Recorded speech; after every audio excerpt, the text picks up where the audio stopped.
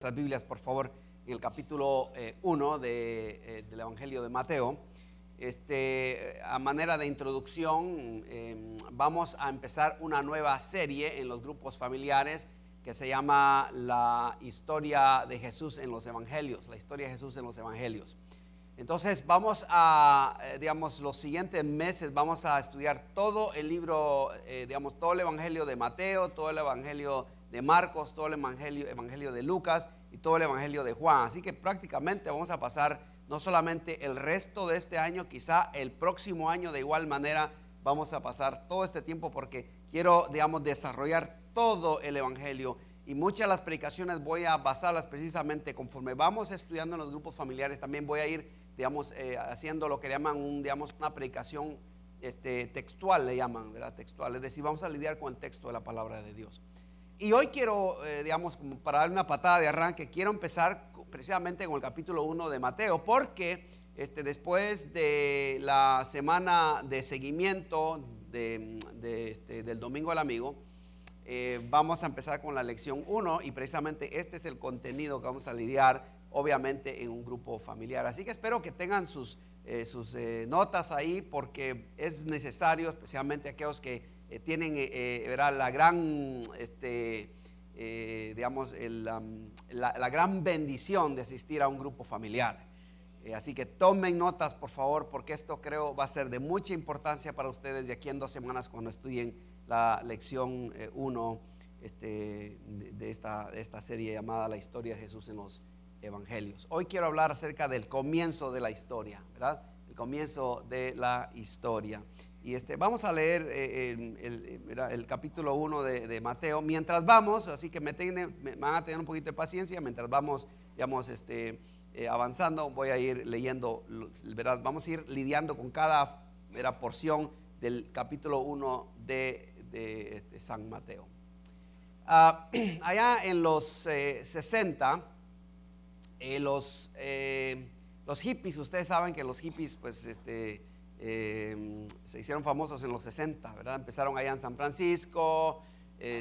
Amor y paz, ¿verdad? Era el símbolo, ¿verdad? O paz y amor, como quieran, ¿verdad? Y pues eran gente que, ¿verdad? Era gente libre, ¿verdad? De alguna manera tal vez un poco irresponsable, no trabajaban, comían lo que era lo básico, vivían de amor y paz, como decían, ¿verdad? Sus pantalones acampanados. Algunos de ustedes que nacieron por ahí, ¿verdad? Antes de los 60 o antes de los 60, saben que usaron algún pantalón de campana. ¿Cuántos de ustedes usaron los acampanados? Algunos de ustedes acá que son colegas de historia. Muy bien, qué bueno. También yo usé mis pantalones de campana, miren. Sí. Y bueno, entonces los hippies, ¿verdad? Aquí en los 60. Empezó todo esto en San Francisco, obviamente. En San Francisco, donde se dio la cultura de los hippies. Y resulta que en los 60, entonces, con el arribo de mucha gente a San Francisco, entonces los precios de las rentas se fueron para arriba, porque pues la población estaba creciendo por la mucha inmigración de gente que quería vivir así su vida, su estilo de vida, ¿verdad? Al estilo hippie. Entonces las rentas de San Francisco empezaron a subir. Ustedes saben, donde más gente hay y menos vivienda, pues las viviendas tienden a subir. Así que las rentas se fueron muy para arriba. Y pues encima de que eran muchos de ellos un poco haraganes, no trabajaban, pues las rentas estaban fuera de su alcance. Entonces muchos de ellos se movieron a la ciudad de Santa Cruz. Por si eso, Santa Cruz era un pequeño pueblito, donde había, muchos sembradíos, ¿verdad? Salinas, San Francisco, pero Santa Cruz, esas partes, Bueno, entonces muchos de los hippies se movieron para Santa Cruz. Y así que después de llegar allá a Santa Cruz, muchos de ellos pues empezaron a saben, a casarse y a tener hijos, aunque no necesariamente en ese orden, ¿verdad? Más bien antes tenían hijos y luego se casaban. Y lo interesante es que ellos les ponían nombres un poquito, diferentes. Por ejemplo, como Pimienta, le ponían a sus hijos a Pimienta, ¿verdad? Petro, ¿verdad? Como para roca, piedra, ¿verdad? Pimienta. Luna, aparecieron, ¿verdad? Sol, nombres así, ¿verdad? Sol. Oso, les ponían algunos a sus hijos, o sea, cualquier nombrecito, ¿no? Y entonces, bueno, las maestras, digamos, de las escuelas de Santa Cruz pues, tuvieron que empezar a familiarizarse con estos nombres nuevos, digamos, nombres nuevos. Y entonces, un día llegó un niño nuevo a la escuela, y una de las cosas que le pedían a los padres de los niños eran que ¿verdad? Había digamos, un pedazo de papelito, lo que le llaman name tag, ¿verdad? Donde les ponían el nombre, les decían ponga el nombre de su niño y atrás por favor ponga digamos, la parada del bus, porque llegaba el autobús, ¿verdad? Y los recogía y los llevaba a la parada del bus donde pues tenían que, digamos, dejarlos. Entonces le ponían el nombre y luego atrás la parada del bus.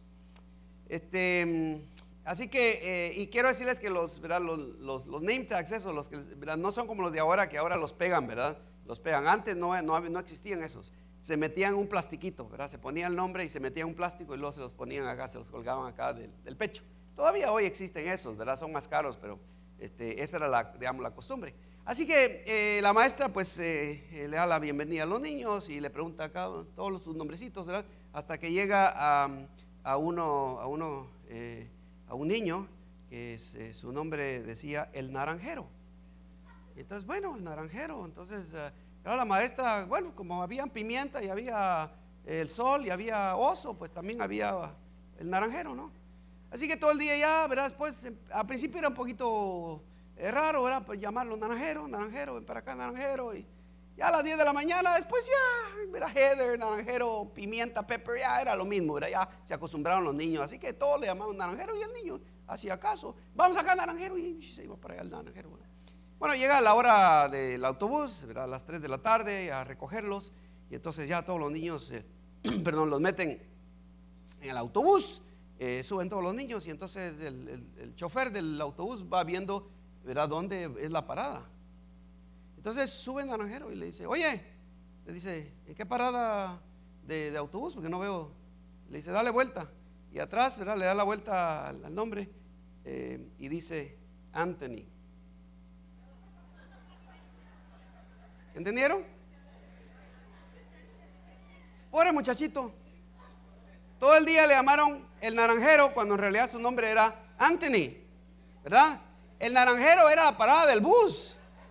Era donde tenían que dejar al niño, donde estaba el naranjero para que se fuera a su casa. Pero qué importante es un nombre, ¿no es cierto? ¿Verdad que los nombres son importantes? ¿Sí? Fíjense que en los primeros 17 capítulos, los primeros 17, los primeros 17 versículos, digamos, del libro de Mateo, nos presentan el linaje de Cristo. Construye, de hecho, todo el camino de regreso hasta Abraham, ¿verdad? Desde Abraham, y noten por favor la belleza de ¿verdad? Cómo Dios nos presenta la genealogía de Jesucristo, el Hijo, ¿verdad? Su Hijo, en blanco y negro. Ahora, ¿por qué digo en blanco y negro? Porque fíjese que no corta esquinas, no oculta a ninguna persona. En el linaje de Jesucristo hay, digamos, hay gente buena y hay gente mala y hay gente que no se sabe, ¿verdad? Pero todos los nombres, digamos, están incluidos en el linaje de Jesucristo. Ninguno es, digamos, es oculto. Entonces, la pregunta acá, digamos, la primera pregunta es, ¿por qué es importante la genealogía de Jesucristo o el linaje? ¿Por qué es importante? Veamos el versículo 1 de Mateo. Dice, libro de la genealogía de Jesucristo, hijo de David, hijo de Abraham. Hijo de Abraham. Ahora, noten que Mateo regresa a Abraham porque se dirige, digamos, a sus compañeros judíos. Mateo lo está viendo desde un lente judío. Entonces, para el judío, el principio de los judíos no es Adán, sino que es Abraham. Ahí empieza su historia. Ellos nacieron de Abraham, son hijos de Abraham, y por lo tanto Mateo regresa a Abraham para, digamos, de alguna manera conectar a Jesucristo desde Abraham hasta Jesucristo, proclamando de que efectivamente Jesús era del linaje de Abraham y por lo tanto un judío 100%. Lucas, de hecho, digamos, Lucas va más allá. Lucas regresa a Adán, porque Lucas le está, digamos, está dirigiéndose a una audiencia gentil o a una audiencia griega, ¿se dan cuenta? No a una audiencia judía. Y por esa razón es que mientras que Mateo solamente regresa a Abraham, Lucas regresa hasta Adán, ¿se dan cuenta? La genealogía de Lucas es mucho más larga precisamente por esa razón. Y cuando lleguemos a Lucas vamos a estudiar un poquito más al respecto. Los nombres, hermanos, son cosas fascinantes, especialmente cuando uno llega a ser padre y tiene que elegir el nombre de su hijo o de su hija, ¿verdad? ¿Sí? Algunos buscan el internet, hoy día con esos avances pues buscan el internet, otros buscan libros. Antes no había internet, antes buscaban el nombre del abuelo, de la abuela, ¿verdad? Y repetían los nombres, ¿verdad que sí? Algunos de ustedes llevan el nombre de su abuelo y de su abuela, o algunos de su padre, de su mamá, es cierto, ¿verdad? Esa era la costumbre de antes. De hecho, eso ha cambiado enormemente. Ahora también nuestros hijos ya se empiezan a llamar Luna, Sol, ¿verdad? Oso, yo qué sé, otros nombres, sí. Pero ¿verdad? Es algo fascinante porque fíjense que al escoger el nombre del hijo, se le estampa de alguna manera el resto de su vida, ¿verdad? El resto de su vida, ese nombrecito lo va a cargar. Uno lo marca al niño, ¿se dan cuenta? Marca al niño. Y ¿verdad? Y la pregunta acá, ¿cómo decidiría, aquellos que no han tenido hijos, cómo decidirías tú nombrar a tu hijo? ¿Cuál sería el proceso que usarías para nombrar a tu hijo? ¿Sí? ¿Qué hay de tu nombre, vaya? ¿De dónde viene tu nombre? ¿Cómo te nombraron? ¿Conoces el significado de tu nombre? ¿Sabes la historia de por qué te llamaron como te llaman? Debe haber una historia detrás de ello. Excepto aquellos padres que dijeron, suena bonito Heather, y le ponen Heather, ¿verdad? Sin saber qué significa, ¿verdad?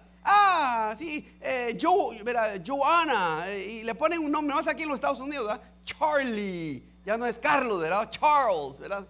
No es Francisco, es Frank o Frankie, ¿se dan cuenta? No es María, es Mary, ¿verdad? No es Jorge, es George, ¿sí? De hecho, entre aquellos que hablamos inglés, pues la tendencia nuestra siempre es, aunque se llama Jorge Alberto, siempre decimos, hey George, o hey Albert, ¿verdad? Así no, ¿verdad? Por el hecho de que, pues, de alguna manera hemos crecido acá y es como que se hizo la costumbre. Mi nombre de high school era Rick, porque no podían decir Enrique, no podían. Entonces, Rick me decían, hey Rick. Y así hoy día todavía hay compañeros, digamos, de high school que así me llamaban. Pero la pregunta es, ¿de dónde viene tu nombre? ¿Quién te puso el nombre? ¿Cómo llegaste a tener ese nombre? ¿Te gusta tu nombre? Buena pregunta, ¿verdad? Veamos por favor ahí los versículos 2 al 6. Sigamos leyendo, por favor. Dice, Abraham engendró a Isaac, Isaac a Jacob y Jacob a Judá y a sus hermanos. Judá engendró a Tamar de Fares y a Sara, Fares a Esrom y a Esrom a Aram. ¿Qué nombres, verdad? Más raros estos. 4 dice, Aram engendró a Aminadab a Nazón, Nazón a Salmón, Salmón engendró a Rahab a Boz, Boz engendró de Ruth a Obed, Obed a Isaí, Isaí engendró al rey David y el rey David engendró a Salomón, de la que fue mujer de Urías. Ahora noten de nuevo, miren los nombres notables, los grandes nombres notables en esta gran lista, ¿verdad? Eran nombres, digamos, notables de hombres y mujeres que de alguna manera parte, digamos, de la herencia de Jesucristo, parte de la herencia de Jesucristo, ¿verdad? De su linaje, por así decirlo. Abraham, ¿verdad? El padre de las naciones, no pudo tener hijos, sino que cuando ya tenía casi 100 años pudo tener su primer hijo, más bien el hijo que Dios había escogido, porque antes tuvo a Ismael. Su primer hijo realmente fue Ismael, pero Dios no había escogido a Ismael. Sara quería un hijo, y en aquellos tiempos, digamos, cuando la madre no podía tener hijo, entonces le daba la sirvienta al marido, y la sirvienta tenía ese hijo y ella adoptaba al hijo de la sirvienta y llegaba a ser su propio hijo. El problema es que Ismael realmente nunca abrazó a Sara como su madre, sino que ella tenía a Agar, ¿verdad? Y Agar lo cuidó y él, ¿verdad? O sea, desarrolló su relación con Agar, la esclava de Sara. Y en realidad Ismael, hasta donde nosotros sabemos, nunca llamó a Sara madre, aunque era lo correcto, ¿verdad? Entonces el problema es que después Abraham, Dios le promete, le había prometido que de sus propios lomos y de los, digamos, y del vientre de su esposa, o sea Sara, iban a hacerle un hijo. Pero Sara, cuando le dio la promesa, ya tenía 75 años, ¿verdad? La mayoría de ustedes, esposas, ya a los 35 colgaron los guantes, ¿verdad? Porque ya de ahí para allá, o sea, ya por ahí tal vez máximo, algunas a las 40, de algún chiripazo, algunas a los 45, pero ya a los 50 es como que ya se retiraron por lo menos de dar a luz a niños.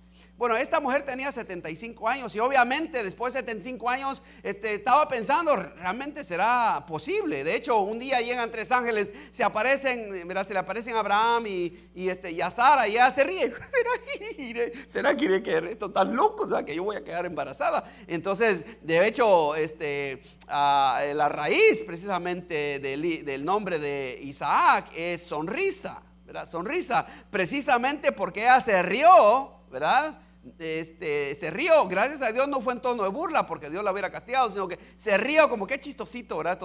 Estos tipos que vienen sin realmente saber que eran ángeles. Y efectivamente un año después ella da a luz a un niño que fue Isaac, y de Isaac fue que nació toda, ¿verdad? Toda la generación. Isaac dio luz a Jacob, ¿verdad? También a Esaú, pero Dios escogió a Jacob porque Esaú se casó con una cananea. Isaac entonces dio de nuevo luz a Jacob. Jacob tuvo 12 varones y una hija, y de esas 12 varones nacen las 12 tribus de Israel. Las 12 tribus de Israel. De todas las 12 tribus de Israel, la tribu de Judá se destacó enormemente. De hecho, hoy día, digamos, los hebreos que quedan en el mundo les llaman judíos porque la mayoría vinieron de la tribu de Judá, ¿verdad?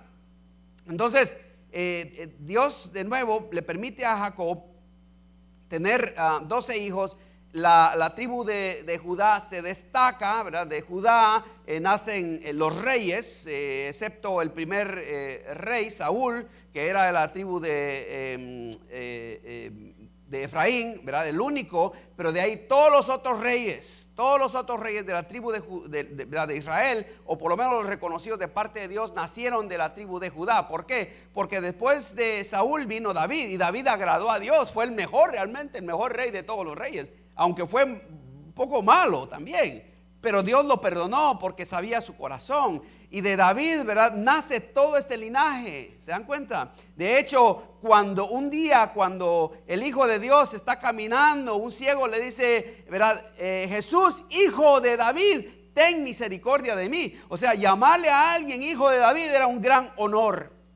¿Sí? Era un gran honor. ¿Por qué? Porque, digamos, en David estaba mucho, digamos, de la herencia de Jesucristo. Entonces Jesús, digamos, viene, digamos, de una herencia muy notable. Es muy refrescante, sin embargo, encontrar los nombres de Rahab, que era una ramera, una prostituta. También una prostituta gentil. Es parte del linaje de Jesucristo. La madre de Boaz, ¿verdad? Que era Boaz, que fue, digamos, la que se casó con Ruth, ¿verdad? Una moabita, no era ni siquiera judía, que fue la bisabuela del rey David. O sea, la abuela de David hablaba otro idioma. El hebreo era su segundo idioma, era inmigrante, por así decirlo. ¿Ok? Entonces, aquí vemos también que el versículo 3 menciona a Tamar. Si ustedes leen a Tamar, ella era la nuera incestuosa de Judá, una cananea, ¿verdad? Y por eso tenemos estas tres mujeres gentiles en su árbol genealógico. ¿Okay? Tamar cuenta la historia de que Judá le dio a su hijo mayor. Se casó su hijo mayor con Tamar, que era una cananea, pero ella enviudó. Y luego viene Judá, le dice a su hijo menor, ¿sabes qué? tienes que casarte con Tamar, tómala como esposa para que puedas darle hijos a tu hermano. Esa era la manera antes, digamos, de perpetuar el nombre de un hijo, era, digamos, traer a la viuda y juntarla con uno de los hijos ya casados, normalmente el que más pudiente, el que pudiera, digamos, sostener a otra mujer, y así es como se hacían de más mujeres, porque era parte de proveer protección y perpetuar el nombre del hijo. Entonces Judá viene, le da, ¿verdad? Le da su hijo mayor a Tamar, digamos, el siguiente hijo mayor, el hijo mayor. Resulta que este tipo muere, y entonces viene y le da el segundo hijo, ¿verdad? Judá le da el segundo hijo, pero este tipo no quería tener hijos con Tamar, sino que dice que cuando eyaculaba lo hacía en tierra, o sea, no evitaba preñar a Tamar. Y entonces dice que Dios se enojó tanto que le quitó la vida. ¿Por qué? Porque Dios quería que, digamos, el linaje de su hijo eventualmente pudiera perpetuarse. ¿Se dan cuenta? El plan era el plan de Dios. Dios le quita la vida, dice claramente de que le quita la vida al hijo de Judá. Entonces viene Tamar y le dice, bueno, dice, todavía estoy, ok, si ya se murieron dos, pues todavía estoy esperando al tercero. Pero el tercero estaba chiquito. ¿Se imaginan ustedes? Después de que la nuera ya prácticamente tal vez le mató a sus dos primeros, ¿no? Según el padre. Y está pensando, Judá, híjole, si le doy el tercero me lo va a matar y me va a quedar sin hijos. Entonces viene y le dice, no, espérate, al rato. El muchacho crece, ¿verdad? Ya se hace adulto, y Tamar ya se está envejeciendo, ya se le está acabando el relojito, ¿verdad? Para poder tener hijos. Y entonces viene y llega Judá y le dice, dame a tu hijo, pues tú me dijiste que, se imagina usted la nuera llegando, dame a tu hijo, ¿verdad? Ya estoy lista. Y él le dice, sí, espérate, al rato. Entonces viene y pasa el tiempo y Judá no hace nada. Tamar viene, entonces se viste de prostituta, se va no a una esquina, ¿verdad? Sino a un campo abierto, y se pone allá, ¿verdad? A esperar a Judá. Judá pasa por ahí, mira a la mujer y fíjense, y va y dice que se acuesta con ella, ¿ok? Y entonces, como era prostituta, pues tenía que pagarle, y le dice, ¿y cuánto te cuesta mira, cuánto me va a costar el favor? Le dice él, ¿verdad? Después del trabajo le dice, no, le dice, mira, dame tu bastón, le dice, y al tiempo tráeme un corderito y yo te devuelvo tu bastón. Judá le deja el bastón, ¿verdad? Se va de regreso a su pueblo. Resulta que algunos meses después el pueblo se entera que Tamar está embarazada y sin marido usted. Y en aquellos tiempos no es como ahora, ¿verdad? No es como ahora, que ahora pues ya las madres solteras pueden hacer vida. En aquel tiempo no era así. La mujer dependía totalmente del ingreso de un hombre para poder sostener a sus hijos. Y entonces le dan el chisme a Judá. Judá entonces se enoja, regresa, ¿verdad? A Tamar, y le dice, sáquenla, la vamos a apedrear. Y van todo el pueblo a apedrearla porque era lo que había que hacer. Entonces viene Tamar, sale, ¿verdad? Y dice, la va a buscar, y dice, ¿dónde está la prostituta? Dice, nadie conoce a la prostituta, nadie. Le dice, nadie, ¿verdad? Le lleva el corderito, y por esa razón él no se entera. Al tiempo, pues claro, le llegan el chisme, él regresa al pueblo, solo que esta vez ya viene con otros hombres a apedrear a Tamar. Le dice, le pide que la sacan a Tamar, y entonces Tamar ahí está, ya se imagina ustedes con la gran panzota, ¿no? Ya lista para dar, quién sabe, 6 meses, 8 meses, no sabemos, ¿verdad? Pero ya está, obviamente está ya, ¿verdad? Desarrollando esa preñanza. Y entonces sale Tamar y todos ya listos con sus pedradas. Y entonces viene Tamar y dice, bueno, dice, te voy a decir quién es el padre de mi hijo. Y le muestra el bastón. ¿Se imaginan ustedes a Judá? Ay, bendito, ¿verdad? ¿Cómo va a explicar ahora, no? Entonces, ¿qué es lo que Judá hace? Dice, ay, bendita eres tu mujer, ¿verdad? Le dice, ahora entiendo, le dice, ya, y viene y la adopta, digamos. Y resulta que Tamar, una cananea, también es parte del linaje de Jesucristo. ¿Se dan cuenta? Muy interesante la historia, ¿verdad? ¿Ok? Ahora, fíjense entonces que luego, después de Tamar también, ¿verdad? Se menciona, por ejemplo, en los versículos 6 a Betsabé, la esposa de Urías, el general que David asesinó.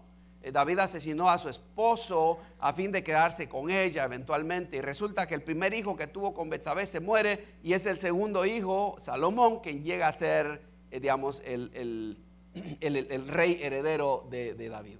Ahora, estas cosas son sumamente importantes de nuevo porque son parte del linaje de Jesucristo. Vayamos de nuevo al texto, versículo 7 al 11.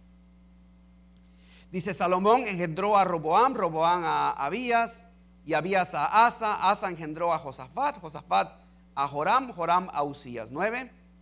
Y Usías engendró a Jotam, Jotam a Acaz, y Acaz a Ezequías. Ezequías engendró a Manasés, Manasés a Amón, Amón a Josías, Josías engendró a Jeconías y sus hermanos en el tiempo de la deportación a Babilonia. Ahora, acá se cierra un capítulo de la historia de Israel, porque resulta que, digamos, la tribu de Judá, que eran estos reyes, es tomada por los asirios, ¿ok? Después los asirios se vuelven medos, los persas, pero son el mismo grupo de gente. Vienen, digamos, a través de Nabucodonosor, invade la ciudad de Jerusalén y se lleva a todos, digamos, las personas pudientes, a todos, digamos, la gente, digamos, más importante se la lleva, entre ellos, digamos, las familias reales. Y con esto se cierra un capítulo, digamos, en la historia de Israel. Ellos están después esclavos por 70 años. Fíjense, 70 años ellos están esclavos por ese tiempo, ¿okay? Fíjense que cuando yo comencé a leer la Biblia a los 14 años, porque yo empecé a leer la Biblia cuando tenía 14 años, encontré las genealogías aburridas y sin sentido. Francamente, yo honestamente he pasado por todos los nombres porque ¿verdad? Tantos nombres, ¿verdad? Pero ¿por qué se grabarían todos estos nombres? Parecía no tener ninguna relación con la vida de Jesús. Cuando llegué a Los Ángeles allá en el 1989, ya había leído la Biblia unas 2 veces, fíjense. Ya estaba familiarizado con el texto. Me gustaba siempre, digamos, leer la Biblia por alguna razón. Así que un día abrí la Biblia en mi lectura diaria, y Dios, digamos, me llamó la atención cuando pensé en la historia de mi nombre. Fíjense, Dios me trajo a este pasaje precisamente, haciéndome la pregunta: ¿y de dónde vienes tú? ¿Y cuál es tu nombre? Así que yo recuerdo que me acerqué a mi papá, ¿verdad? Mi papi me llamó Álvaro, fíjense. Pero mi primo Beto sugirió que me pusieran Álvaro Enrique. Álvaro Enrique. Mi papá se llamaba Álvaro. Entonces, al crecer, bien lo interesante, que al crecer, los parientes del lado de mi padre me llamaban Alvarito, el hijo de tío Alvarito. Ajá. Y la familia del lado de mi madre me llamaban Quique, porque mi segundo nombre es Enrique. Sin embargo, fíjense, a todos los demás, a todos los que me preguntaban ¿cómo te llamas?, yo siempre les dije: me llamo Enrique. Nunca les dije me llamo Álvaro Enrique, o me llamo Quique, o me llamo Alvarito. No, siempre dije Enrique. Me familiaricé. Y fíjense que esto nos pasa a todos nosotros, ¿verdad? Tenemos muchos, la mayoría de nosotros tenemos 2 nombres, ¿no es cierto? Y aquí, por razón de las legalidades, es que posiblemente usamos el primer nombre, pero en realidad el nombre de pila, el nombre que preferimos a veces, el segundo nombre, porque normalmente el primer nombre es el nombre de la mamá, de la abuela, del abuelo, de la tía, del tío, yo no sé. Y entonces de alguna manera queremos, digamos, crear una identidad diferente, y por esa razón escogemos el segundo nombre. Es algo común. Alguien le pasa eso, que usa su segundo nombre más que el primero. Miren, qué bueno. O sea, mira, a muchos nos sucede esto. Así que, ¿verdad? Al escuchar mi historia, ¿verdad? Fue bien interesante. El día que me convertí en ciudadano estadounidense, decidí dejar el nombre de Álvaro, porque realmente nunca lo usé, excepto para fines legales. Claro, sé que mi padre luchó un poco al respecto. No fue algo fácil aceptar que el nombre de su hijo, su único hijo, ¿verdad?, ya no estaba usando el nombre de su papá, obviamente. Y se los cuento para que ustedes sepan, ¿verdad? Entonces sé que mi padre no tuvo alguna lucha. De hecho, platicamos al respecto. Al principio no quería hablar al respecto. Me dijo: es su decisión, pero yo sabía que estaba un poco dolido. Pero yo sentí que necesitaba ser honesto sobre el nombre que me dio mi identidad. Yo siempre me he sentido que soy Enrique. Nunca me sentí que fui Álvaro o Alvarito. ¿Se dan cuenta? Y esa fue la charla que tuve con mi padre. Y entonces, como para negociar el asunto, le dije, bueno, voy a escoger el nombre de un tío para ponerme como segundo nombre. De hecho, tengo un tío que se llama Efraín, y entonces pues adopté el nombre de Efraín como segundo nombre acá. Pero fue algo, digamos, que tuve que hablar con mi padre, ¿se dan cuenta? Entonces yo pasé por eso y no sé, digamos, qué tantas heridas emocionales le causó a mi padre. Solamente hablamos un poco al respecto y él pues no quería tampoco lidiar con eso, quizá para no tener que lidiar con la emoción del asunto. Pero es bien interesante, ¿no es cierto? O sea, los nombres son importantes, ¿verdad que sí? Ahora, regresemos de nuevo a Mateo, pero miren, hay muchas aplicaciones en esta porción de las Escrituras, muchas razones por las cuales Dios incluyó esta genealogía en la Biblia.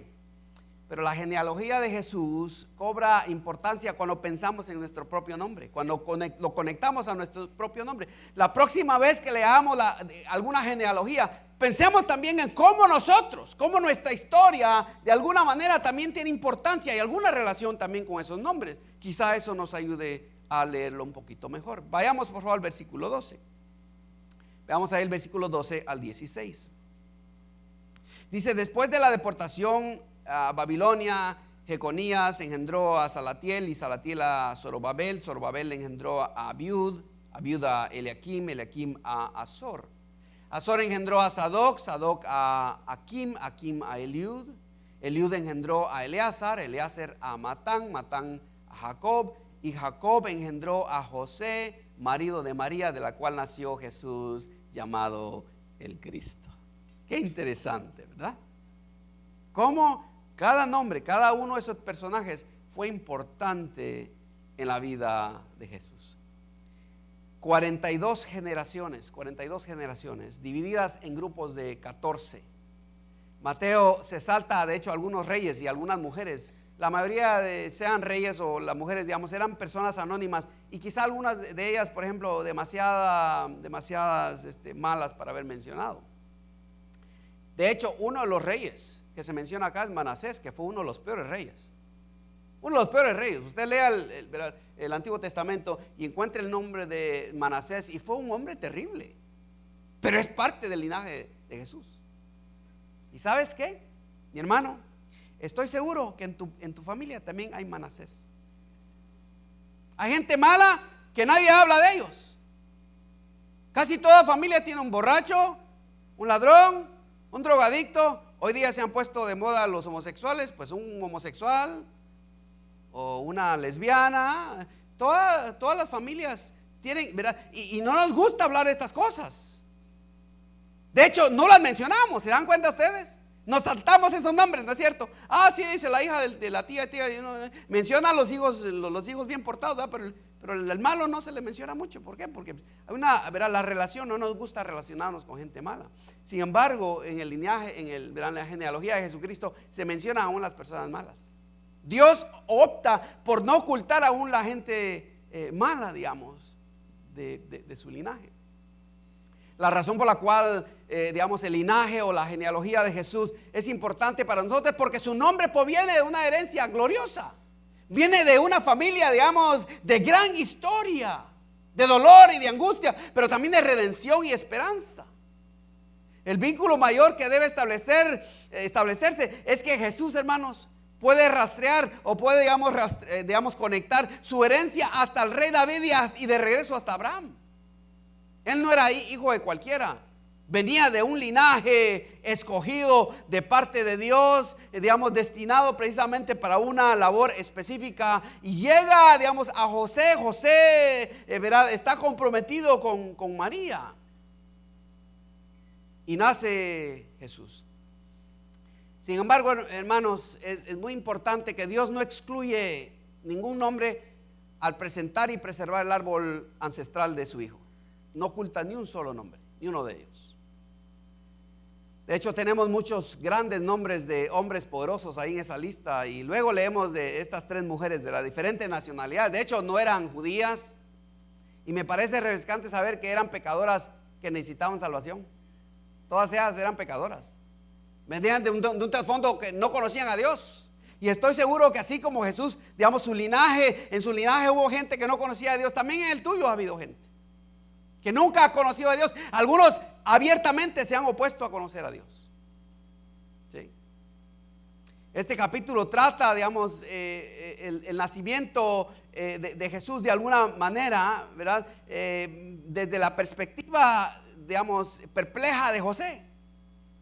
No estoy, digamos,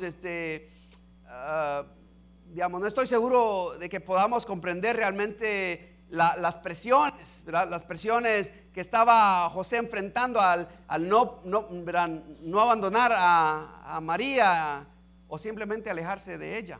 Pero veamos por favor el recuento de José, porque esto es muy importante. Aquí ya empezamos a detalles, ¿verdad? Miren ahí el versículo 17 al 18 dice, de manera que todas las generaciones desde Abraham hasta David son 14, desde David hasta la deportación de Babilonia 14, y desde la deportación a Babilonia hasta Cristo 14. 18, el nacimiento de Cristo fue así: estando desposada María, su madre, con José, antes que se juntasen, se halló que había concebido del Espíritu Santo. Ahora, noten por favor, ¿se imaginan ustedes la ansiedad que tenía José cuando recibe la revelación? Yo quiero preguntarle aquí a ¿cuántos hombres están casados? A ver, levanten las manos los hombres casados. Ok, muy bien. ¿Qué te parecería si mañana tu mujer viene y te dice, ¿sabes qué? Estoy embarazada del Espíritu Santo, mi amor. Hay un evangélico santo acá nada más, porque la mayoría de nosotros, ¿qué harías tú? Y sabiendo, digamos, que no has estado con ella por 3 meses, digamos, ¿qué harías tú? ¿Ah?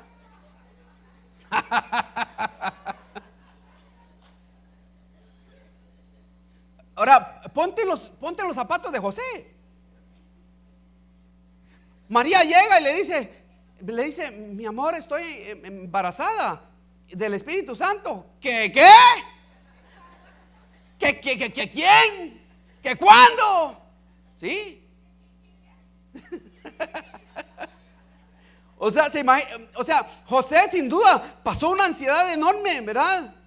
De hecho, consideremos también la sugerencia de José. En el versículo 19 dice, José su marido, como era justo, no quería infamarla, quiso dejarla secretamente. O sea, para deshacer, digamos, su compromiso, ¿verdad? Estaba desposada, es decir, ya estaban comprometidos, y él, para deshacer el compromiso, mejor quiso dejarla. Decidió dejarla porque dijo, quizá está enamorada de alguien más, mejor la dejo para que nadie, digamos, le eche la culpa a ella, que me echen a mí la culpa y que ella se case con el que quiere, como era un hombre justo. ¿Sí? Un hombre injusto más bien toma venganza, ¿no es cierto? ¿Y quién fue el que te embarazó? El Espíritu Santo. ¿Y ese quién es? ¿Sí? Pero noten también, verá, la respuesta de Dios cuando José, verá, cuando Dios le envía una visita angelical a José. Miren el verso 20, dice, pensando él en esto, o sea, José estaba pensando en esto, he aquí un ángel del Señor le apareció en sueños y le dijo, José, hijo de David, no temas recibir a María, tu mujer, porque lo que en ella es engendrado del Espíritu Santo es. Ahora sí. Y dará a luz a un hijo y llamará su nombre Jesús. Le da el nombre, porque él salvará a su pueblo de sus pecados. Todo esto aconteció para que se cumpliese lo dicho por el Señor por medio del profeta, cuando dijo, he aquí, una virgen concebirá y dará a luz a un hijo y llamará su nombre Emmanuel, que traducido es Dios con nosotros. Qué lindo, ¿verdad? Dios le envía una visita angelical. Y para José era sumamente importante, porque no era cualquier cosa que estaba sucediendo en su vida. Esto era algo significante. Dios le envía a un ángel. El ángel le aparece a él en un sueño y le aclara de que lo que María lleva es efectivamente el Espíritu Santo. Ella estaba diciendo la verdad. Y que no tuviera tiempo en tomar a su mujer, pero ya, porque ya estaba embarazada. José la toma y dice que no la conoció, es decir, no tuvo relaciones con ella, sino hasta después de que ella tuvo a Jesús. Era un hombre tan justo que él, por honrar a Dios y al Espíritu Santo, optó por no mezclarse con ella sexualmente. Esto es lo que creemos. Ahora, no creemos que de ahí en adelante siguió ella siendo virgen, ¿no? Porque dejó de ser virgen no solamente cuando dio a Jesús, sino que ella también tuvo otros hijos. ¿Okay? Hay otra iglesia por ahí que no cree eso, pero eso es lo que la palabra del Señor nos dice claramente, ¿sí? Muy, muy claramente. Luego, hermanos, vemos que José se reserva los comentarios y los juicios. Veamos el versículo 24 y 25. Dice 24 y 25, dice: y despertando José del sueño, hizo como el ángel del Señor le había mandado, y recibió a su mujer, pero no la conoció hasta que dio a luz a su hijo primogénito, y le puso por nombre Jesús. Jesús. El nombre de Jesús es el nombre Josué, es el mismo nombre, Josué, solo que José, digamos, es traducido al griego, y Jesús es traducido, digamos, al latín, y por esa razón es que nosotros le llamamos Jesús, porque, digamos, el idioma español tiene su mayor raíz en el latín que en el griego, aunque tenemos palabras griegas, pero más son palabras en latín, y por esa razón es que a Jesús lo pronunciamos le damos una pronunciación latina, ¿verdad? Jesús en lugar de Jesús, ¿verdad? Como es en griego. Entonces, hermanos, vemos acá que él le pone Jesús, ¿verdad? O sea, el Salvador, efectivamente el Salvador del mundo. José estaba, digamos, muy dedicado a servir a Dios, y de alguna manera, hermanos, deseaba hacer lo correcto, ¿verdad? No quería que María sufriera la vergüenza pública de ser una madre soltera y embarazada.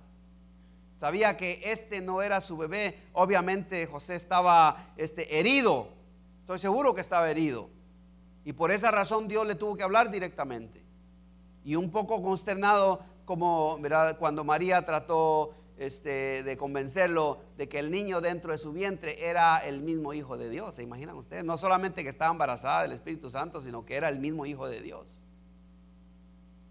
Entonces, una noche mientras dormía, José tuvo un sueño del Señor. El ángel le explica todos los eventos que le sucedieron a María y acerca de su embarazo. Y quiero terminar con estas 5 cosas que creo son muy importantes de manera de conclusión. Yo creo que José acá, digamos, al considerar, digamos, el nacimiento de su hijo, pasa por 5 etapas que creo son sumamente importantes. Cuando nosotros nos enteramos de un plan de Dios, normalmente pasamos por estas 5 etapas, y quisiera brevemente así dispararlas. Si tiene ahí su teléfono, tal vez les puede tomar foto, porque las voy a mencionar muy rápidamente, hermanos. La primera es el tiempo de desesperación terrible. El tiempo de desesperación terrible. Es decir, él tuvo que esperar, hermanos, era todo este tiempo para que su esposa diera a luz al Hijo de Dios. Y noten por favor que José siempre, todo el tiempo estuvo callado. Quizá era de una personalidad introvertida, pero más que eso era un hombre muy reservado. Era tan justo que no profería, digamos, una palabra que fuera juiciosa en contra de María. Lo segundo es el tiempo de la responsabilidad atrevida. Él se atreve a creer de que efectivamente Jesús, el Hijo de Dios, también puede ser adoptado por él. Por esa razón es que él lo adopta como su hijo. Por eso le llamaban Jesús, el hijo de José. Él no solamente acepta la voluntad de Dios, sino que también abraza a su hijo, le enseña su trabajo, le enseña a ser carpintero. El hecho de que le enseñó carpintería significa que José amó a su hijo como su propio hijo. Le enseñó, ¿verdad?, las cosas básicas de la humanidad. Le enseñó cómo ser amable, cómo ser justo, cómo ser puro. Jesús, digamos, de alguna manera, por lo menos humanamente hablando, aprendió mucho de su papá. Su padre, que no fue su padre, pero su padre que con tanto amor y cariño lo adoptó y lo amó. Como aquellos que son padres de hijos no biológicos. Como aquellos que se casan con una mujer que ya trajo a sus hijos, pero también que opta por abrazar y amar a esos hijos como sus propios hijos. Tú puedes entender un poquito más a José, ¿verdad?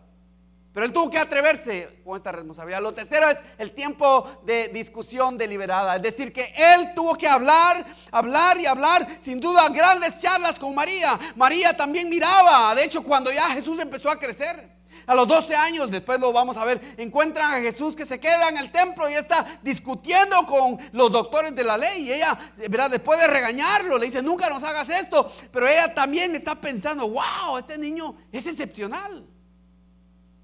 Algunos de nosotros tal vez tenemos hijos excepcionales, que la escuela nos dice: óigame, su hijo tiene una capacidad, pero bárbara. Y lo ponen en cursos especiales, ¿verdad? Algunos de ustedes. Y ustedes se sienten como la mamá de Tarzán. ¿Por qué? Porque, pues sí, porque es un niño, ¿verdad? Dotado. María se sentía mucho más, porque aquí estaba el Hijo de Dios. En cuarto lugar, hermanos, el tiempo de dirección detallada. Dios le da, fíjense, conforme vayamos viendo, le da detalles sobre qué dirección debe tomar, cómo poder proteger a su propio hijo y a su propia esposa. José jugó un papel pero muy importante en la vida de Jesucristo. Y por último, hermanos, el tiempo de la dramatización divina. Dios tiene una historia completa. Dios tiene una historia para su Hijo Jesucristo, y esto incluye a José y incluye a María. ¿Por qué? Porque un día Jesucristo llegaría a nosotros. Un día Jesucristo llegaría a nosotros. Y hermanos, como manera de conclusión, comenzamos con una simple pregunta: ¿por qué es importante para nosotros la genealogía de Jesús? ¿Por qué es importante? Su genealogía es importante debido a la gloria de su nombre. Sus antepasados fueron patriarcas, jueces, videntes, reyes, profetas, pecadores, todos necesitados de salvación, todos necesitados de un Mesías, todos necesitaban de un Dios poderoso que pudiera también salvarlos, como hoy día Jesucristo está acá para salvarte si tú aún no has aceptado a Cristo Jesús. Su nombre es importante porque, como dice Filipenses 2, 9 al 11, dice: por lo cual Dios también le exaltó hasta lo sumo y le dio un nombre que es sobre todo nombre. ¿Para qué? Para que en el nombre de Jesús se doble toda rodilla de los que están en los cielos y en la tierra y debajo de la tierra, y toda lengua. ¿Cuántas lenguas? Toda lengua confiese que Jesucristo es el Señor, para gloria de Dios el Padre. Dios le ha dado un nombre que es sobre todo nombre, un nombre humano como es Jesús, pero un nombre que a través de ese nombre, humano como es, a través de ese nombre, ahora nosotros, ¿verdad?, somos salvos, porque Dios se encarnó en un cuerpo humano, pero también tomó el nombre como uno de nosotros. Y a través del Hijo Jesucristo, el Dios encarnado, quien fue a la cruz, quien murió en la cruz, que resucitó al tercer día y que pagó con su sangre preciosa, ahora nos ofrece perdón de este lado, pero también del otro lado salvación y vida eterna. Y esto el Señor te lo ofrece a ti, amigo o amiga, si estás acá esta mañana. Inclinemos nuestros rostros, por favor. El Señor le ha dado un nombre que es sobre todo nombre a Jesucristo, para que a través de su nombre tú seas salvo esta mañana. Si tú nunca has